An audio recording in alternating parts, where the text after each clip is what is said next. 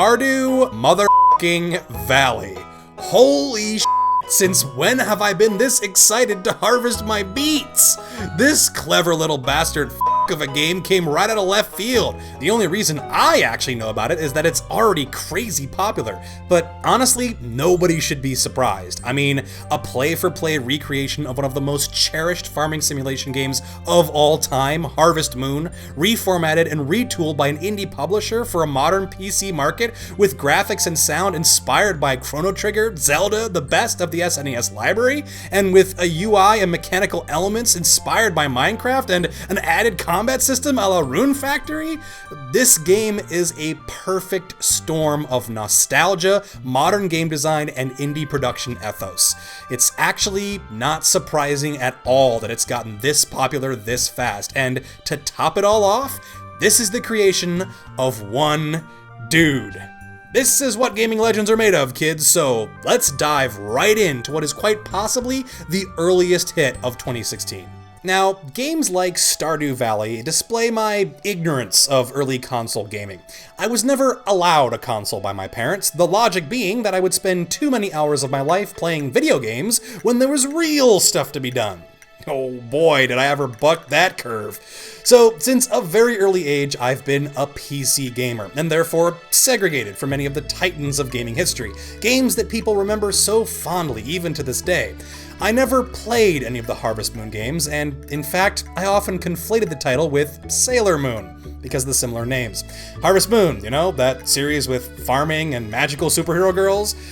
Turns out it was a marginally more practical farming simulation game for the SNES, which spawned a massive series of 36 titles, which ranged from straight remakes of the original to Harvest Moon-themed puzzle games, to a select few original titles that expanded on what Harvest Moon started as and added new concepts.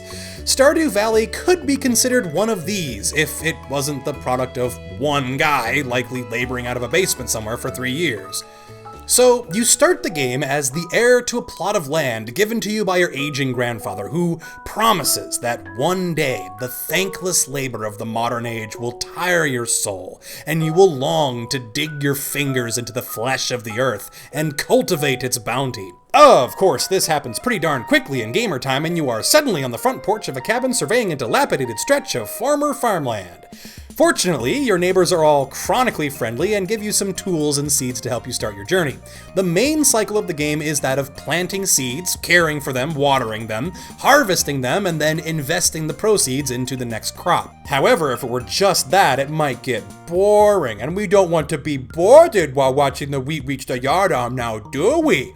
Nope. So, of course, there is an entire town full of people to meet, make friends with, fall in love with, have children with, fish to fish for, wild plants to search for, minerals to mine for, monsters to kill for, festivals to attend, farm equipment to craft, and the evil Joja Corporation to avoid and possibly defeat with your newfound friends in your ever-growing farming, fishing, milking, monster hunting, legendary empire. There really is an enormous amount of stuff to do, and even when you think you've seen all the game has to offer, something crazy like a meteor will land in your backyard.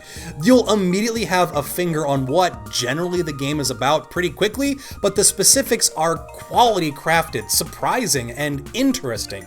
This is probably what makes Stardew greater than the sum of its parts of which none are original. The inventory, user interface, crafting, and a lot of the sound effects are right out of Minecraft. The visuals are right out of Zelda and Chrono Trigger. The game mechanics themselves are simple, straightforward, and are for the most part ununique. Planted crops have to be watered every day, and they will sprout in a specific number of days, depending on the crop. The process of seeding and watering the crops is repetitive and somewhat tiresome, both for you and your little farmer. You will also have to take into account the season. Crops only grow in certain seasons. Fruit, for example, grow well in spring and summer. Grains grow best in summer and fall. Each season is 28 days long, and when the season changes, not only can you not plant incompatible crops, but the crops that are already in the ground die immediately. So, you'll have to plan your planting in accordance with the seasons. If you have corn seeds and it is the 17th of fall, they won't have enough time to grow before the season changes and wipes them out. You can seed the soil with fertilizer, growth additives, or water-retaining rocks to change the way the crops grow, and there are a number of labor-saving devices like the sprinkler systems you can set up or tool upgrades which do more work for less time and energy. When you're doing tasks, you expend energy, and when you run out, you faint and fall on your ass, only to wake up next day with only half your energy. You can avoid this by eating food items, which heal you and refill your energy meter, so the fruits of your labors can be used to help you produce more fruits. And this is the main cycle of farming, for the most part, uninterrupted, 28 days a month, 4 months a year. You can, additionally, husband animals, feed them, and collect their byproducts to sell or process into something else, and it is much the same process, although less seasonal and more reliable. No matter what you're farming, it can be tiresome repeating the same cycle over and over, only to know that the practical upshot is being able to plant more crops. Well, that's not exactly true. Just head into town and start talking to one of the 28 or so people, all with different likes, dislikes, relationship statuses, and at least 10 of them you can marry and potentially have children with, all of whom participate in almost half a dozen festivals and unique events throughout the year, which include mini-games, chances for you to show your best crops, etc., etc. Additionally, when you're tired of chopping down crops, you can chop down monsters in the local dilapidated mine, which is actually necessary for getting the materials for tool upgrades. The combat is really straightforward. Swing at the bad things until they die. Hack at the rocks until you get minerals. Careful not to tire yourself out to the point of passing out and drag the spoils out of the mine. Rinse, wash, repeat. As you go deeper into the mine, you'll come across stronger enemies and rarer minerals and loot, and eventually you'll reach the bottom when you'll find a key to the next dungeon. And this is my primary experience with the end game. In 32 hours, I've not seen the bottom of this title. It seems like a lot of the late game stuff is tied to getting collections of items which are available in different seasons for these bundles. Get the collection, unlock more content, and then experience it.